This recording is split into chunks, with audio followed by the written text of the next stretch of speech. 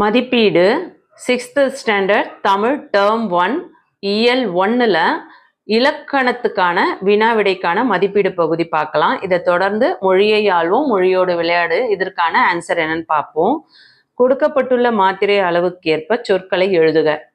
உயிர் எழுத்தில் தொடங்கும் 2 மாத்திரை அளவுள்ள சொல். அது ஆ என்ற எழுத்துக்கு ஒரு மாத்திரை, தூ என்ற மாத்திரை எழுத்துக்கு ஒரு மாத்திரை, ஏன்னா குறில் எழுத்துக்களுக்கெல்லாம் ஒரு மாத்திரை, அதனால அது 2 மாத்திரை அளவுள்ள சொல். அது 2 மாத்திரை அளவுள்ள ஓர் சொல் அப்படின்னா தீ.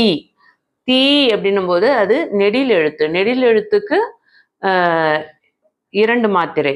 ஆயுத எழுத்து இடம்பெறும் 2½ மாத்திரை அளவுள்ள சொல். ஆ என்பது ஒரு மாத்திரை, அக் என்பது அரை மாத்திரை, தூ என்பது ஒரு மாத்திரை. ஆக மொத்தத்துல இதுக்கு 2½ மாத்திரை.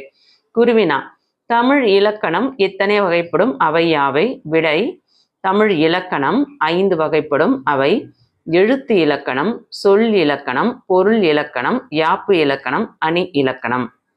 மெய் எழுத்துக்களை மூவகை இலக்கணங்களாக வகைப்படுத்தி எழுதுக. வல்லினம் இக், இச், இட், இத், இப், இர். மெல்லினம் இங், இஞ்ச், இன், இந்த், இம், இன்.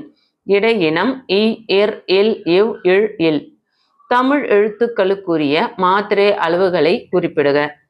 குறில் எழுத்தை ஒலிக்கும் கால அளவு 1 மாத்திரை.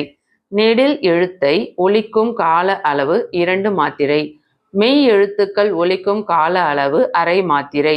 ஆயுத எழுத்து ஒலிக்கும் கால அளவு 2 மாத்திரை. அடுத்த தலைப்பு மொழியை ஆள்வோம். இதுல உங்களுக்கு கேட்டும் பார்த்தும் உணர்கன்னு சொல்லியிருக்காங்க. இனிய தமிழ் பாடல்களை கேட்க சொல்லியிருக்காங்க. அதுக்கு அடுத்தது பார்த்தீங்கன்னா, கீழ்காணும் தலைப்புகளில் 1 நிமிடம் பேசுக. தமிழ் எளிது, தமிழ் புதிது, 12. இதெல்லாம் உங்களுக்கு பாடப்பகுதியில் கேட்க மாட்டாங்க. சொல்ல கேட்டு எழுதுகன்னா டிக்டேஷன் வேர்ட்ஸ் மாதிரி இது ப்ராக்டிஸ் பண்ண சொல்லியிருக்காங்க. அடுத்து இதுதான் நீங்கள் படிக்க வேண்டியது. கீழ்காணும் பத்தியை படித்து வினாக்களுக்கு விடை தருக. விரிவான கருத்தை சுருக்கி சொல்வதே பழமொழியின் சிறப்பு. சான்றாக சுத்தம் சோறு போடும் என்னும் பழமொழி தரும் பொருளை காண்போம். சுத்தம் நோயற்ற வாழ்வை தரும். உடல் நலமே உழைப்புக்கு அடிப்படை. உழைத்து தேடிய பொருளால் உணவு, உடை, உறைவிடம் ஆகியவற்றை பெறுகிறோம். இவை அனைத்திற்கும் சுத்தமே அடிப்படை. இவ்விரிந்த கருத்து சிறு அடிக்குள் அடங்கியுள்ளது. பழமொழியின் சிறப்பு டேஷ் சொல்வது, சுருங்கச் சொல்வது. நோயற்ற வாழ்வை தருவது சுத்தம். உடல் நலமே டேஷ் அடிப்படை, உழைப்புக்கு. உழைத்து தேடிய பொருளால் நாம் பெறுவன யாவை? விடை உணவு, உடை, உறைவிடம். பத்திக்கு பொருத்தமான தலைப்பு தருக. விடை சுத்தம். பிற மொழி கலப்பின்றி பேசுக. எங்க ஸ்கூல்ல சுற்றுலா கூட்டிட்டு போறாங்க. எங்கள் பள்ளியில் சுற்றுலா கூட்டிட்டு போறாங்க. பெற்றோரிடம் பர்மிஷன் லெட்டர் வாங்கி வர சொன்னாங்க. பெற்றோரிடம் அனுமதி கடிதம் வாங்கி வர சொன்னார்கள். ஆய்ந்தறிக. பெயரில் தலைப்பெழுத்தை பல வகையாக எழுதுகிறோம். எஸ் இனியன், எஸ் இனியன், சா இனியன். இவற்றுள் சரியானது எது, ஏன்? விடை சரியானது சா இனியன். பெயரும் பெயரின் தலைப்பெழுத்தும் தமிழில்தான் இருக்க வேண்டும். பெயரை தமிழிலும் பெயரின் தலைப்பெழுத்தை ஆங்கிலத்திலும் எழுதுவது தவறு. அடுத்த தலைப்பு கடிதம் எழுதுக. விடுப்பு விண்ணப்பம். இது உங்களுக்கு important question. First term exam குவார்டர்லிலையும் ஃபர்ஸ்ட் மிட் டேர்ம் எக்ஸாம்ஸ்லையும் இந்த விடுப்பு விண்ணப்பம் கண்டிப்பாக கேட்பாங்க. அழகாக நல்லா படிச்சுக்கோங்க. Very very important. அனுப்புனர் பூங்கோதை, 6ஆம் வகுப்பு, ஆ பிரிவு, அரசினர் உயர்நிலைப்பள்ளி, அண்ணா நகர், சென்னை 40. பெறுநர் வகுப்பாசிரியர் அவர்கள், 6ஆம் வகுப்பு, ஆ பிரிவு, அரசினர் உயர்நிலைப்பள்ளி, அண்ணா நகர், சென்னை 40. இந்த அனுப்புனர்ன்ற இடத்துல உங்களோட பெயரை குறிப்பிட்டு அதுக்கப்புறம் நீங்கள் இந்த அட்ரஸ் கொடுக்கலாம், இல்லை உங்களோட அட்ரஸ், உங்கள் பள்ளியோட அட்ரஸும் கொடுக்கலாம். பெறுநர் இடத்துல இந்த அட்ரஸும் கொடுக்கலாம், இல்லை உங்களோட ஆசிரியரோட அட்ரஸும் கொடுக்கலாம். மதிப்பிற்குரிய ஐயா அல்லது அம்மா, வணக்கம். எனக்கு உடல்நிலை சரியில்லாத காரணத்தால் 2 நாட்கள் மட்டும் விடுப்பு அளிக்குமாறு பணிவுடன் கேட்டுக்கொள்கிறேன்.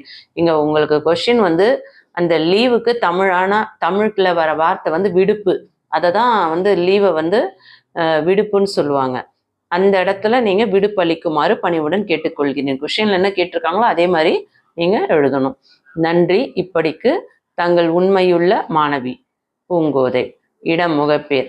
இது வந்து பழைய அட்ரஸ்ஸு. நீங்கள் வந்து என்னைக்கு இதை எழுதுறீங்களோ அன்னைக்கு உள்ள நாட்களை அன்னைக்கு உள்ள நாளை அங்கே குறிப்பிடுங்க.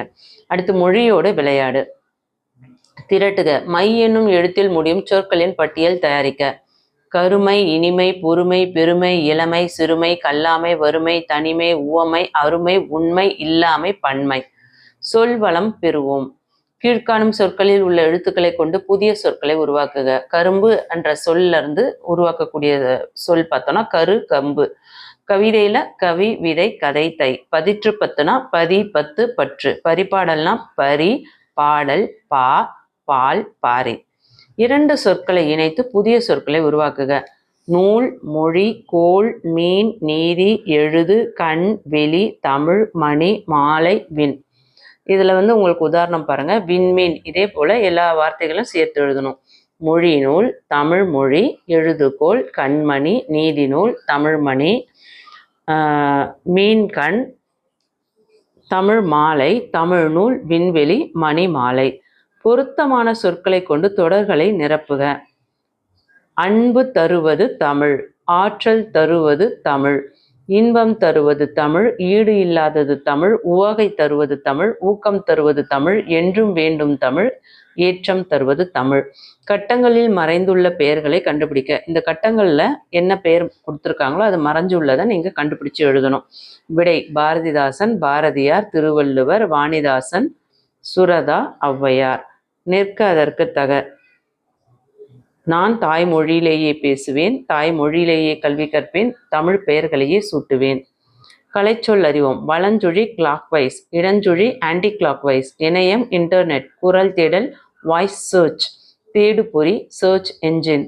தொடுதிரை டச் ஸ்கிரீன், முகநூல் ஃபேஸ்புக், செயலி ஆப், புலனம் வாட்ஸ்அப், மின்னஞ்சல் இமெயில். இந்த பதிவில் நம்ம வந்து 6th தமிழுக்கான டேர்ம் 1ல் இயல் 1 முழுமையாக பார்த்துருக்கோம்.